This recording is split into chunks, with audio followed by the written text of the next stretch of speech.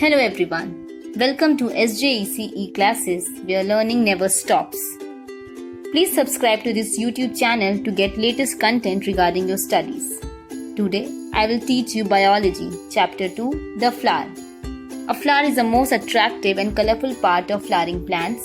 It develops from the floral bud and is a modified shoot which carries out sexual reproduction. A flower is attached to the shoot by a stalk called pedicel.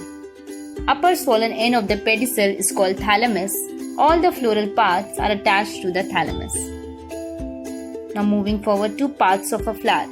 Different parts of a flower are arranged in four whorls, namely, first, calyx made up of sepals, corolla made up of petals, androecium made up of stamens, gynoecium made up of pistil or carpel. A typical flower has two types of whorls. First is accessory whorls, second essential whorls. Accessory whorls are calyx and corolla because they just help in pollination but do not take part in reproduction directly. Whereas androecium and gynoecium are essential parts or essential whorls of flower because they are reproductive organs of the flower and take part in seed formation. Now, we will see a structure of a flower for a better understanding of its parts. First is calyx. It is the outermost whorl formed of tiny green leaf structures called sepals. They enclose and protect the inner whorls of flower in bud stage. Second is corolla. It is formed of petals. The petals are large and in most flowers they are brightly colored to attract insects for pollination. Third, androecium, the male reproductive whorl. It is the third whorl of the flower. Inner to the petals, it is formed of stamens. Each stamen has two parts. A long thread-like filament, a bilobe sac-like anther attached to the filament. Each lobe of anther contains two pollen sacs. The yellow powdery pollen grains are formed in the pollen sacs of anther. Pollen grains produce male gametes for fertilization. The fourth one is gynoecium, female reproductive whorl. It is the fourth or the innermost whorl of a flower. It is formed of single flask-shaped structure, that is pistil or carpel. It is the female reproductive part. A pistil has three parts: ovary, style, and stigma. Ovary. It is the swollen basal part of the pistil. It has ovules. The ovules contain female gametes called eggs or ova. After fertilization, ovary matures into a fruit and ovules form seeds. Second part is style. It is the long thread-like middle part of the pistil through which pollen tube grows towards ovary. Third one, stigma. It is the swollen knob-like tip of the style and it is sticky to trap pollen grains brought by pollination. Children, we have studied about parts of flower. Now we will study types of flower.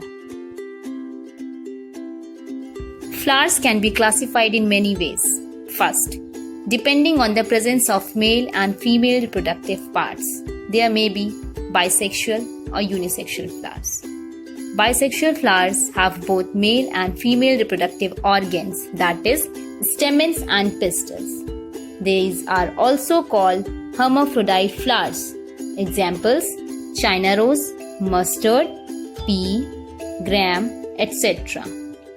Unisexual flowers have either male reproductive organ, that is stamens, or female reproductive part, that is pistil.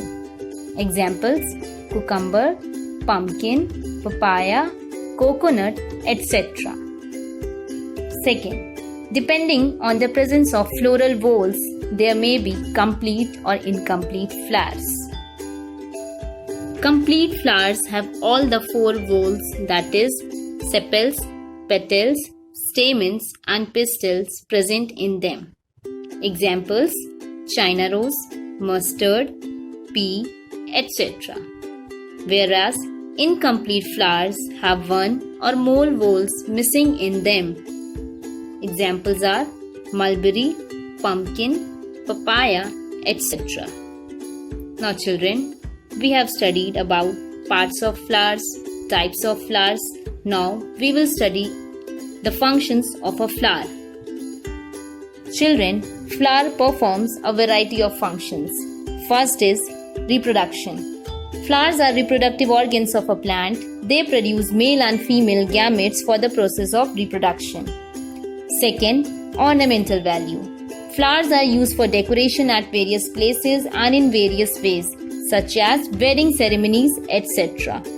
Third, source of food. The ovary of flower develops into fruit and its ovules form seeds. The seeds grow into new plants, and the fruits that the plant provides, we eat them. Fourth, religious significance. Flowers are used for worship and making garlands. Some other important uses of flower. Nectar of flowers is collected by honeybees to prepare honey. Cloves are dried floral buds. They are used for flavoring food and as medicine. Children, in this video we have studied about parts of flowers, types of flowers and functions of a flower. Now, in the next video we will continue the discussion of this chapter. Till then, stay happy, stay safe. Thank you all.